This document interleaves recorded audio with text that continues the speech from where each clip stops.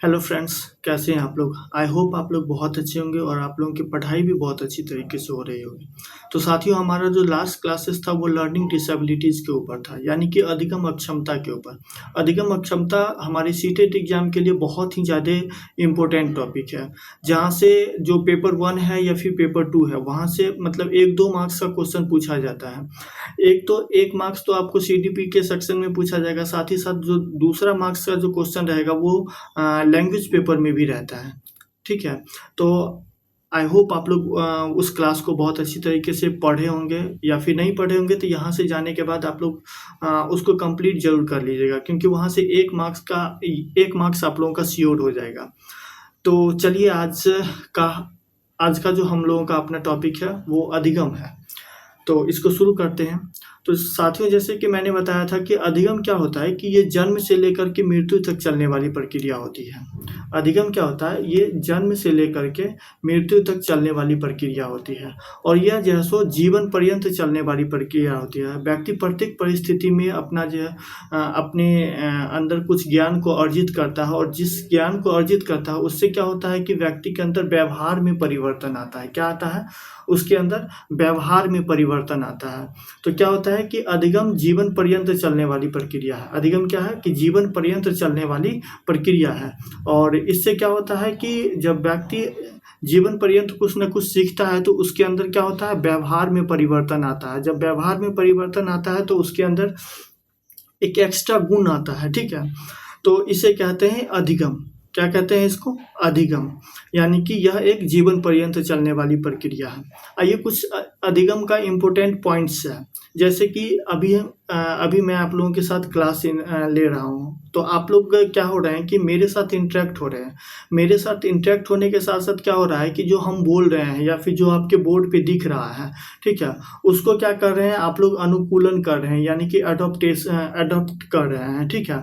तो सीखना क्या है? एक एडॉप्टेशन की प्रक्रिया है, और यह जो है सो यूनिवर्सल प्रोसेस है। यूनिवर्सल प्रोसेस कहने का मतलब ये है कि जितने भी जीव हैं इस पूरे यूनिवर्स में, जितने भी जीव हैं वो कुछ न कुछ अपने वे में, अपने तरीका से वो जीवन पर्यंत सीखते रहते हैं। इसलिए क्या कह सकते हैं कि सीखना यूनिवर्सल प्रोसेस है। सीखना क्या है? यूनिवर्सल प्रोसेस है। नेक्स्ट क्या है कि जब व्यक्ति सीखता है तो उसके अंदर कुछ न कुछ व्यवहार में परिवर्तन आता है।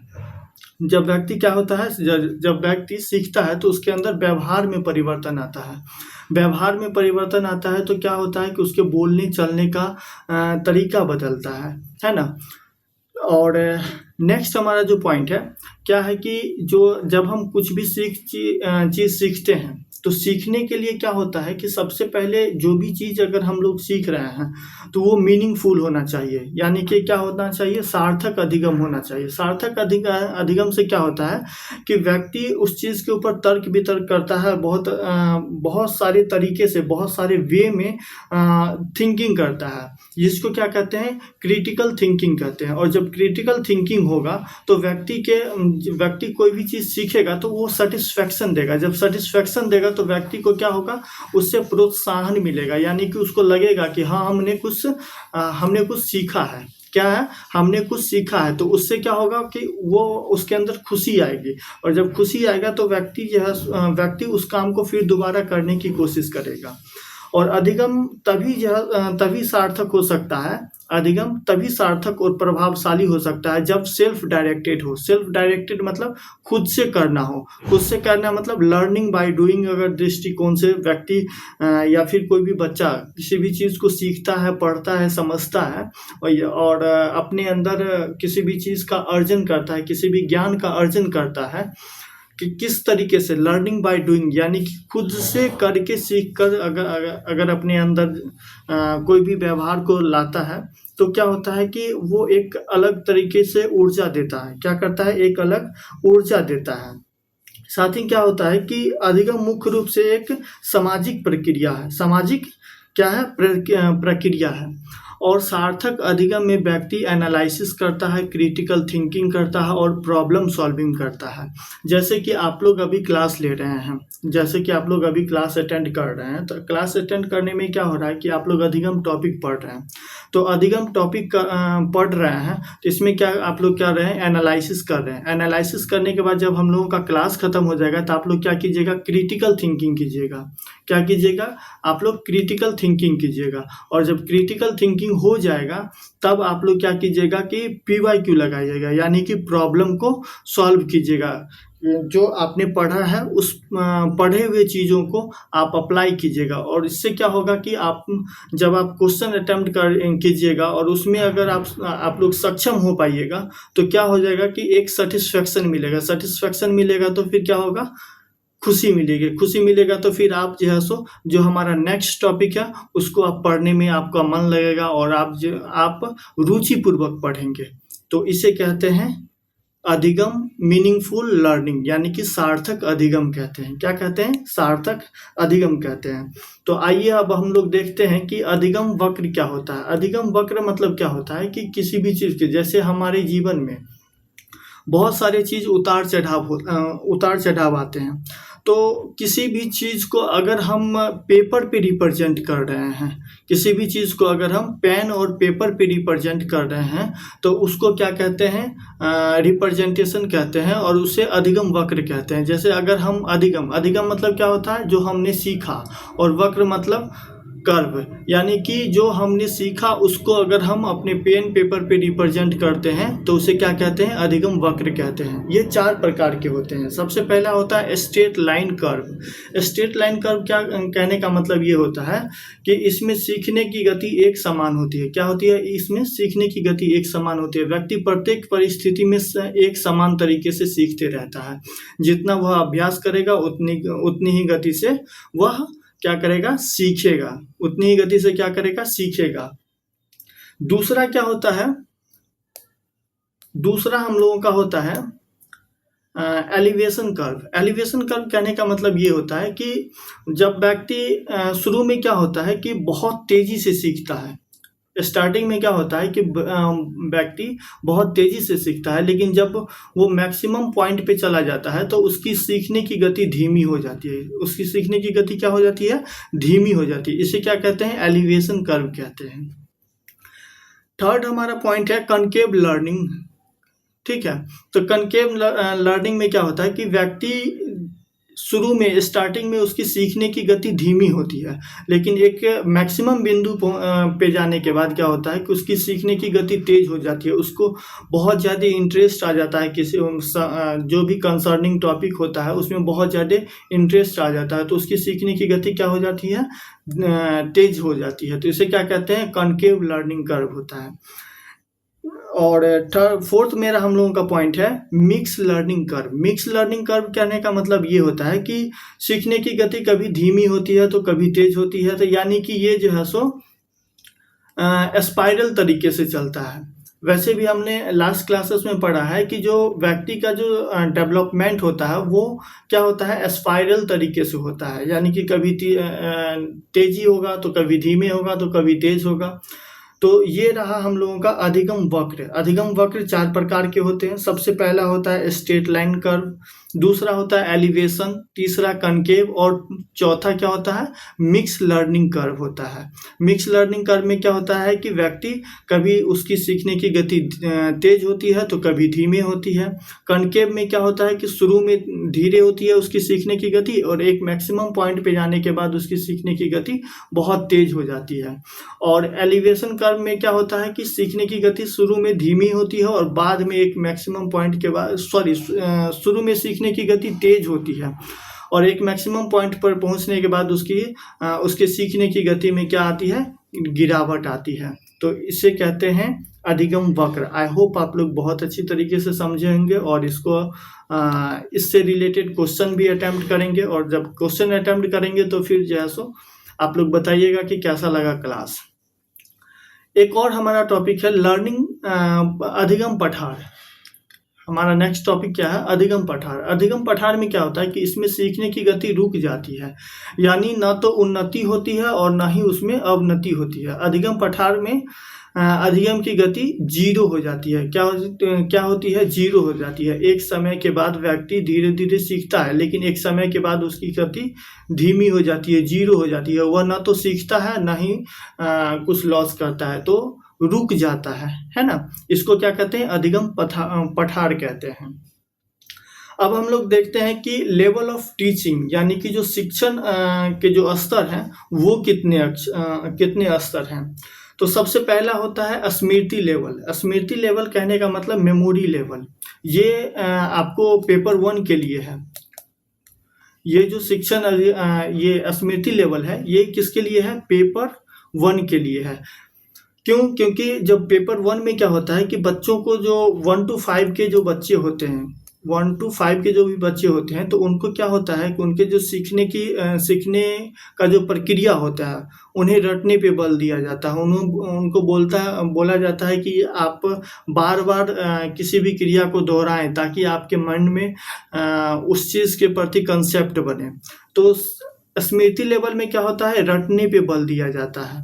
ये शिक्षण अधिगम की सबसे निचला स्तर होता है। निचला स्तर क्यों होता है? क्योंकि जैसे कि हम लोगों को पता है कि जो हमारा जो CDP का जो क्वेश्चंस आएगा उसमें हम लोगों को क्या कहना है कि कंसेप्ट लर्निंग पे फोकस करना है। किसके ऊपर फोकस करना है? कंसेप्ट लर्निंग के ऊपर फोकस करना है। क्रिटिकल थिंकिंग पे फोकस करना है। प्रॉब्लम सॉल्विंग एटीट्यूड पे फोकस करना है, ना कि जो मेमोरी लेवल है, यानी कि जो रटने का बल है, जो रिमेंबर करने का जो वर्क है, ऐसे नहीं बोलना, ऐसे नहीं करना है। ठीक है, इसको CDP के सेक्शन में निगेटिव माना जाता है, यानी कि किसी भी चीज़ को रटना नहीं है। रटने के बजाय क्या करना है, उसके ऊपर क्रिटिकल थिंकिंग करना। उसके जो प्रॉब्लम सॉल्विंग अप्रोच है, उस पे बहुत सारे तरीकों से, यानी कि डिफरेंट वे में प्रॉब्लम को सॉल्व करना है। ठीक है, बहरहाल हम लोगों का जो टॉपिक है ये है स्मृति लेवल। स्मृति लेवल में क्या होता है कि रटने पे बल दिया जाता है, और ये शिक्षण अधिगम प्रक्रिया की सबसे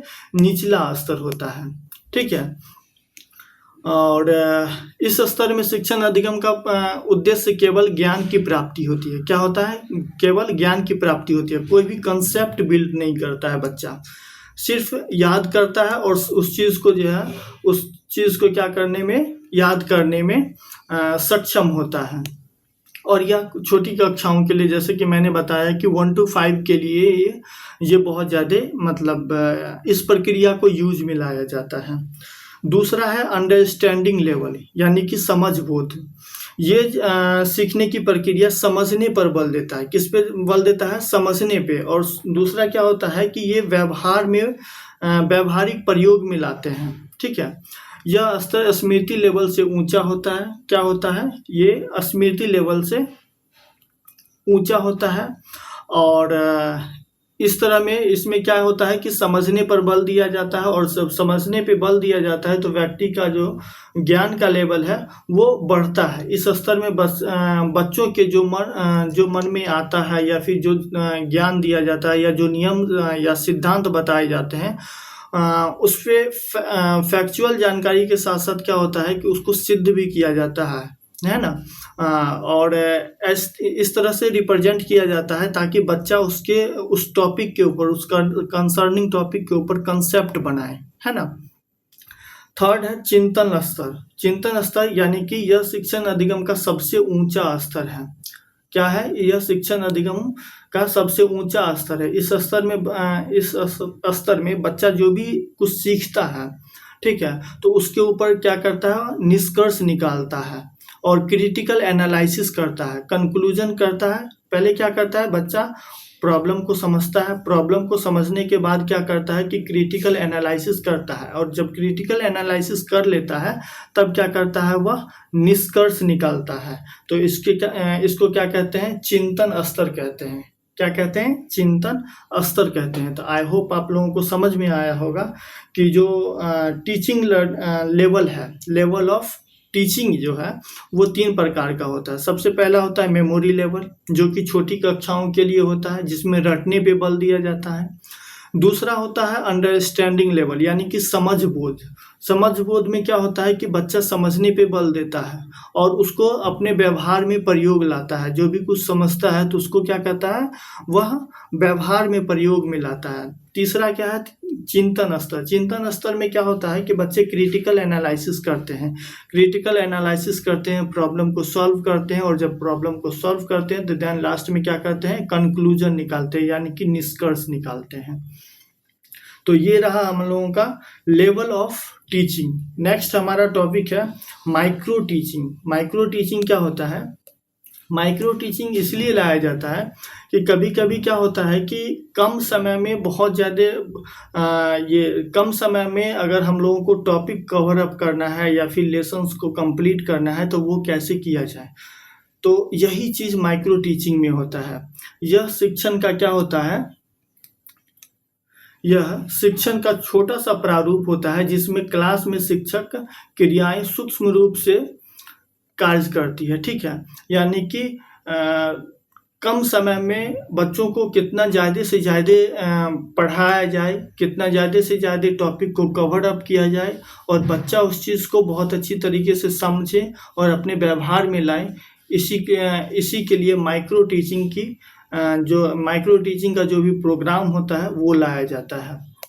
तो वो कैसे कैसे लाया जाता है, तो माइक्रो टीचिंग का जो प्रोग्राम होता है उसमें क्या होता है कि सबसे पहले जो टीचर होते हैं वो पाठ्य योजना निर्माण करते हैं। क्लास में क्या करते हैं, पाठ्य योजना निर्माण करते हैं, और पाठ्य योजना निर्माण करने के लिए वो कितना टाइम लेते हैं, तो 6 मिनट लेते हैं। ठीक है, देन पाठ्य योजना निर्माण करने के बाद क्या करते हैं, वो टीचिंग करते हैं। और जब टीचिंग करने के बाद क्या होता है कि वो फीडबैक लेते हैं। टीचिंग करने के बाद क्या करते हैं, फीडबैक लेते हैं। फीडबैक लेने का मतलब क्या हुआ कि जो पढ़ाए उससे क्वेश्चन पूछेंगे या फिर बच्चों के अंदर कुछ क्वेश्चंस हैं तो उसको डिस्क्राइब करेंगे। देन फिर क्या करेंगे, पुनः जो है सो पाठ्य योजना का निर्माण करेंगे और फिर पुनः टीचिंग करेंगे एंड देन फीडबैक लेकर के कुछ क्वेश्चंस दे करके बच्चों को छुट्टी दे देंगे। तो ये टोटल 36 मिनट का ये जो प्रोग्राम होता है, माइक्रो टीचिंग का जो प्रोग्राम होता है वो 36 मिनट का होता है। इसमें श्याम पठिक और फिर जो है सो प्रश्न उत्तर करवाया जाता है, पुनर्वलन करवाया जाता है, जिससे बच्चे जो है सो जो भी कंसेप्ट सीखते हैं उसको रिवाइज कर सके, रिवाइज करने के साथ प्लानिंग कर सके, प्लानिंग करने के बाद जो है सो पढ़ाया जा सके। तो ये रहा माइक्रो टीचिंग, यानी कि जो सूक्ष्म शिक्षण का जो विधि है वो रहा। ठीक है, अब हम लोगों का एक और छोटा सा टॉपिक बच गया है, वो है transfer of learning. Transfer of learning कहने का मतलब क्या होता है कि जब हम कोई भी चीज़ पढ़ते हैं, ठीक है, और या फिर कोई भी चीज़ सीखते हैं तो वो जो सीखा हुआ कौशल है, वो सीखा हुआ कौशल अगर दूसरे काम को करने में अगर हमारी सहायता करता है तो उसको क्या कहते हैं, ट्रांसफ़र ऑफ लर्निंग कहते हैं, है ना। ट्रांसफ़र ऑफ लर्निंग में क्या होता है, पहला होता है एक घनात्मक स्थानांतर। घनात्मक स्थानांतर कहने का मतलब ये हुआ कि अगर हम कोई भी चीज़ सीख रहे हैं, यानी कि जो हमारे पास पूर्व ज्ञान है और पूर्व ज्ञान जो है वह नए अनुभव को या फिर नए ज्ञान को सीखने में अगर हमारी सहायता करता है तो ये क्या होता है, घनात्मक स्थानांतर होता है। क्या होता है, घनात्मक स्थानांतर होता है, यानी कि जो टीचिंग लर्निंग का जो है ये पॉजिटिव स्थानांतर होता है। दूसरा होता है ऋणात्मक स्थानांतर। ऋणात्मक स्थानांतर यानी कि व्यक्ति के अंदर अगर कोई भी चीज़ का अभ्यास है, ठीक है, और अगर वो अभ्यास किसी भी काम को करने के बाद या फिर उस काम को करने के बाद अगर हमें हानि पहुंचाता है तो वो ऋणात्मक स्थानांतर हुआ। जैसे मान लीजिए कि किसी भी व्यक्ति को तेज चलने की आदत है और अगर उसको दिल की बीमारी है और डॉक्टर बोला है कि आप धीमे चलिए, लेकिन उसका जो आदत है, उसका जो बिहेवियर है तेज चलने का, वो रुक नहीं पा रहा है, यानी कि जो उसका जो तेज चलने का जो बिहेवियर है वह जो है सो ऋणात्मक प्रभाव डालता है, यानी कि नकारात्मक प्रभाव डालता है। तो इसे क्या कहते हैं, ऋणात्मक स्थानांतर कहते हैं। तीसरा है शून्य स्थानांतर। शून्य स्थानांतर कहने का मतलब ये है कि ये इस सीखने की गति में क्या होता है कि ना तो बाधा देता है और ना ही हमें घनात्मक स्थानांतर देता है, यानी कि ना पॉजिटिव ये बातें बताता है और ना ही निगेटिव बताता है, यानी कि उसमें ना हमें लाभ होती है ना हानि होती है, हम नई चीज़ों को सीखते हैं। शून्य स्थानांतर में क्या होता है कि हम नई चीज़ों को सीखते हैं। और लास्ट 4th नंबर है क्षैतिज स्थानांतर। क्षैतिज स्थानांतर मतलब क्या होता है कि अगर हम किसी भी चीज़ को कर रहे हैं, जैसे आप कार चला रहे हैं, ठीक है, और अगर कार चला रहे हैं और फिर आपको बोला जाए कि ट्रक चलाने के लिए, तो जो आप कार चलाने की जो विधि सीखे हैं वो आपको ट्रक चलाने की विधि में आपको सहायता प्रदान करेगा। जैसे आप मल्टीप्लिकेशन एडिशन कर रहे हैं, ठीक है, तो अगर आप मैथ्स के मल्टीप्लिकेशन एडिशन कर रहे हैं और सेम प्रक्रिया अगर किसी भी फिजिक्स साइंस के जो कोई भी चैप्टर है उसमें अगर आपको हेल्प मिल रहा है, तो इसको क्या कहते हैं, क्षैतिज स्थानांतर कहते हैं। तो आई होप आज का जो हम लोगों का क्लास है अधिगम, तो इसको बहुत अच्छी तरीके से समझे होंगे और इसके ऊपर PYQ कंप्लीट कीजिएगा। और जो नेक्स्ट हम लोगों का अब जो टॉपिक आने वाला है वो मनोवैज्ञानिक जितने भी मनोवैज्ञानिक हैं और उनका जो तर्क है उसके ऊपर टॉपिक आएगा, उसके ऊपर लेक्चर आएगा। तो फिर मिलते हैं नेक्स्ट क्लासेस में, और आप लोग रिवीजन कीजिएगा, क्वेश्चन लगाइएगा। क्वेश्चन प्रिपेयर करने के बाद आप लोग देखिएगा कि आप लोगों ने कितना सीखा है, कितना आपके अंदर अधिगम प्रक्रिया का ज्ञान आया है। तो फिर मिलते हैं नेक्स्ट क्लासेस में, तब तक के लिए धन्यवाद।